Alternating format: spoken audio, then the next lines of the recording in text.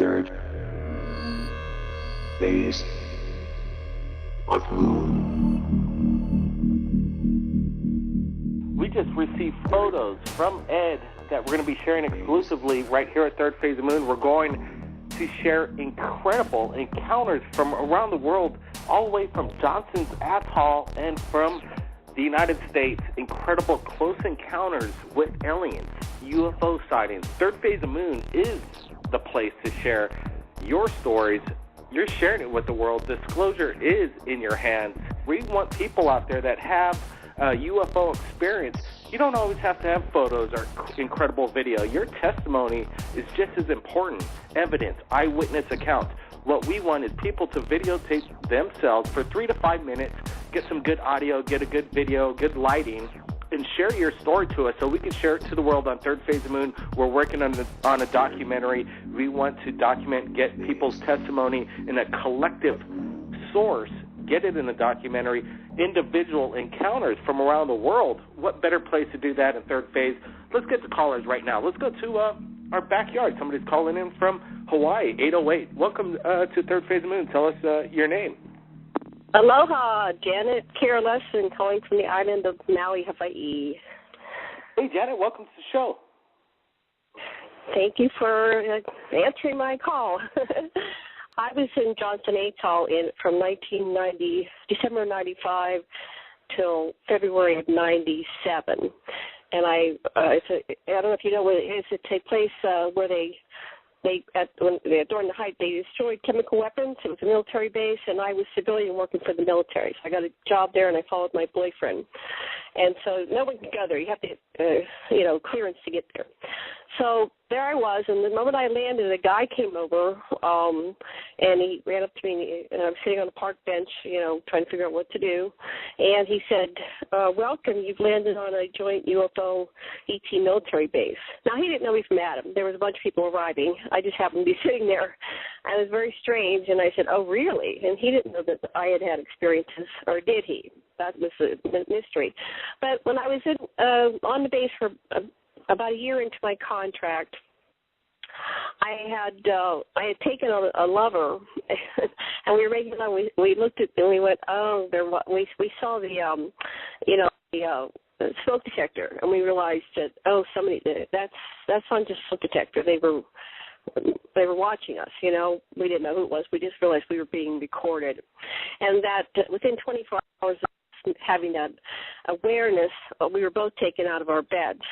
I was carried by 6 grays, and I was carried like a surfboard, and I started screaming bloody murder. And at the same time, I'm thinking, why isn't anybody, coming to rescue me? I'm screaming, and it's a small island, only a half mile by 3 miles, and I could really scream. And as I was saying that in my mind, the gray that was carrying my right foot said, scream all you want. You're in an energy field. No one can hear you. So they took me down to the beach, and they brought my boyfriend. He was in a different room, and he was, like, struggling, and I just kind of relaxed. Once they said, no one can hear you, I just, decided to go with the experience and relax. And so then they brought over, the best way to describe it is like a Billy Meyer beam ship, type craft, and then we walked into it, and they launched it out into the coral reef, beyond the coral reef, into this really deep area on the atoll, and to an underground installation. There I sat on the chair, like a standard military issue, metal chair, very rough, and I was about 6 to 8 feet away from a table they put my boyfriend on, and he was just fussing, and finally he settled down, and there were about 3 varieties of grays, different heights and a little bit different body shapes, and this is where it gets really weird, and I don't know anybody's had this kind of experience, but they came over and they took me, and this is very personal, so this is hard for me to say, but I'm going to say it, because, of course, you're always afraid that people are going to judge and criticize you. But they came over and they took me to a room where there was this gown, beautiful, kind of like an emerald green gown, and it had it had all these gems, and they weren't sewn in. They were just in the material. And when I put it on, it fitted to me, like as if it had been made for me. But there's something about the material. It just kind of molds to your body. And then there were these shoes, and they were beautiful. And there was all these gems and crystals, and it was like a ball, like I was going to a ball. And everything was telepathic at that point. There were no words. It was just an awareness. Okay, I'm supposed to do this, and then okay, I'm supposed to stand up. And I started walking down into, now it goes from the artificial construct into natural caverns. And as I'm walking, these tall whites, and I call them the Anunnaki, started coming from both sides. Like the walls would open as I went by, and I could see them coming through the walls, and they were all dressed like they were going to a ball. It was almost like a scene out of Eyes Wide Shut. And I kept walking, and they came in line behind me, and then there was like this energy building, and they're all excited. And they're going, is it going to happen now? Is this it? Is this it? Is this it? Is she the key? Is this the one? And I'm going, I'm so confused. I don't know anything what's going on. But I'm just, I keep walking. Now, every step I take is like I'm taking 20. I'm kind of floating. It might have been something in the shoes. It might have been the floor. There's so much going on. I can't take it all in. I'm trying to analyze what's going on, but it's happening all at once.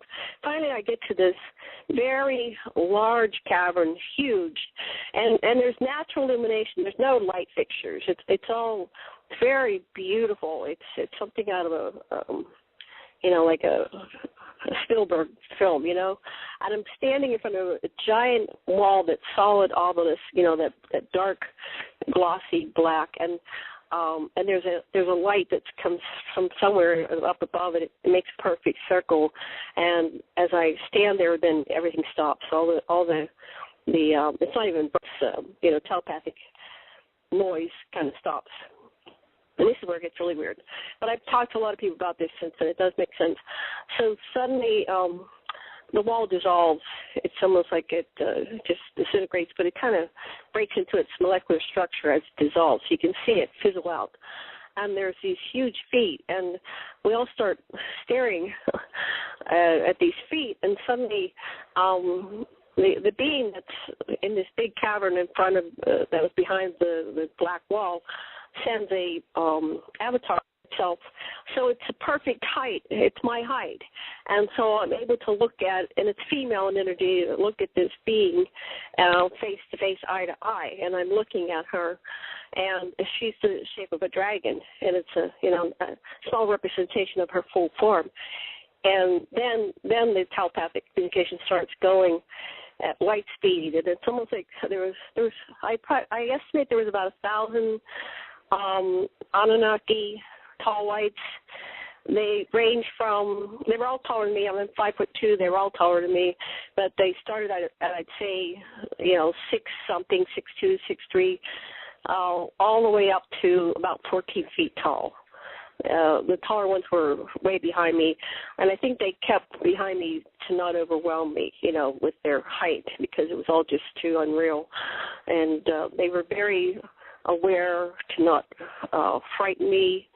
And I think if they were to scare me too much, my heart could have stopped. So there was this kind of protection that nothing would happen to me. And so they were asking questions. Now, I haven't been able to decipher all the questions because it was communication with telepathic beings. It's so fast. It's beyond language, and I've done some regression on this to get the pieces, and I'm going to do another regression. I got it wasn't time to get what was said, and then they. I had a typical return. I went back. I dressed back into my night clothes. I was taken back by the Greys. I was plopped into my bed.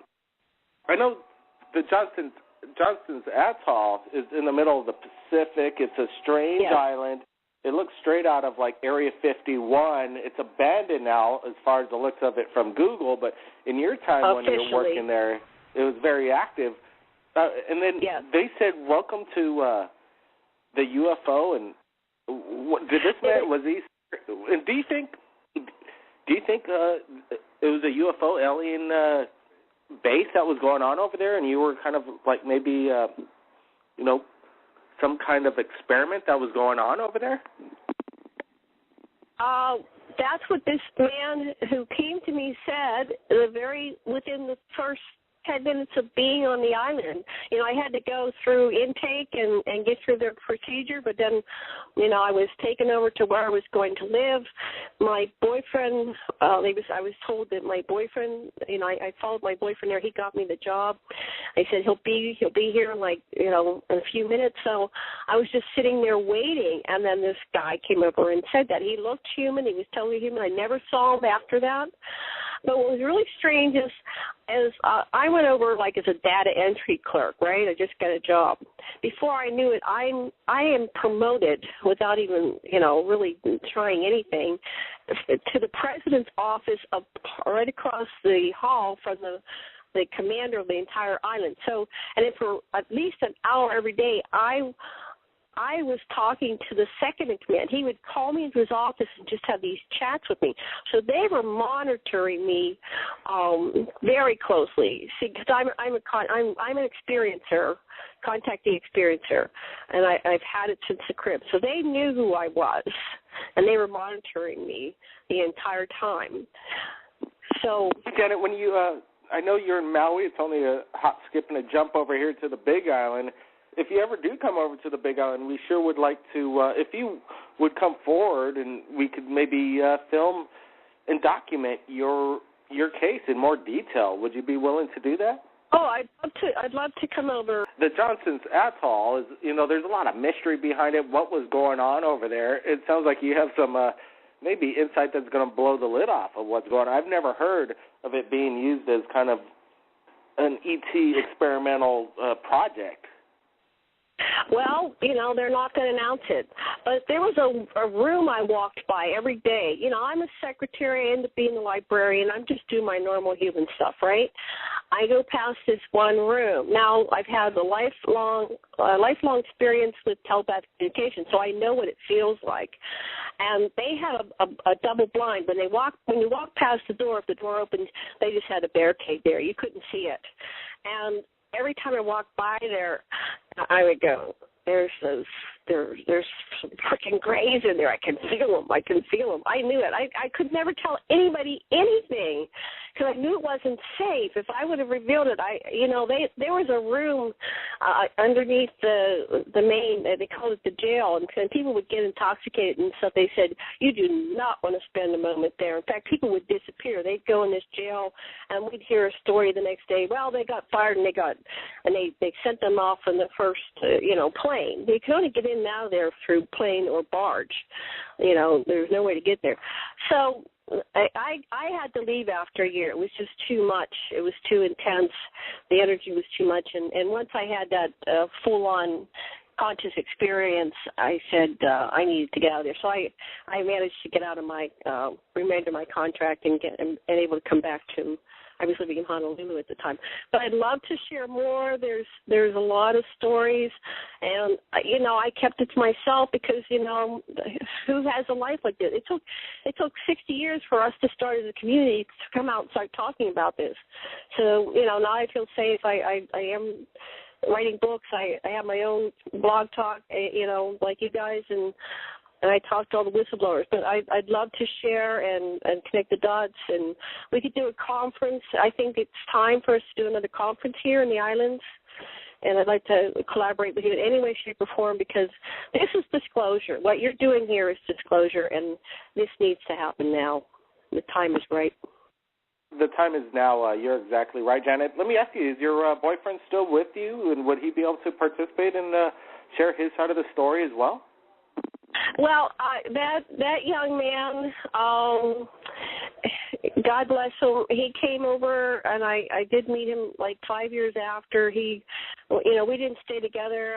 I'm married to a wonderful man, and even when you know, my husband is my therapist, my hypnotherapist, so we've been going through all these different episodes, fleshing them out, getting all the details. But we invited him over, and I think that the military really did a job on him. You know, they do that with their contactees and their super soldiers, and so he was just exhibiting lots of evidence of being, you know, mind controlled and manipulated, and he had immense anger issues, and so we were working with him trying to uncover some things, but he just got into a lot of rage. You know, they kind of put him. Well, if you're uncovering the program, there, you know, you encounter their blocks that they put in, the implants and their counter programs. So whenever we get so far into it, he would get into pure rage. And you have to be careful. My husband's a therapist, you know, and you have to be careful when you're deprogramming, because some of them have a kill mechanism. They can go ballistic. So we kept getting into something really horrific in his programming. So he ended up moving on, and I've lost track of him. It's been, I don't know, a good 10 years now since I've last heard from him. But my husband, I'd love to bring in my husband's an Anunnaki researcher. He's an anthropologist, and we've done a lot of regressions with people over the years besides my own case. So I would probably bring him with me. I mean, I go everywhere with him. He's 74. He's my best friend and my beloved and twin flame and all that, and I really don't go anywhere without him. Absolutely fantastic. Third Phase of Moon is the place to share your stories.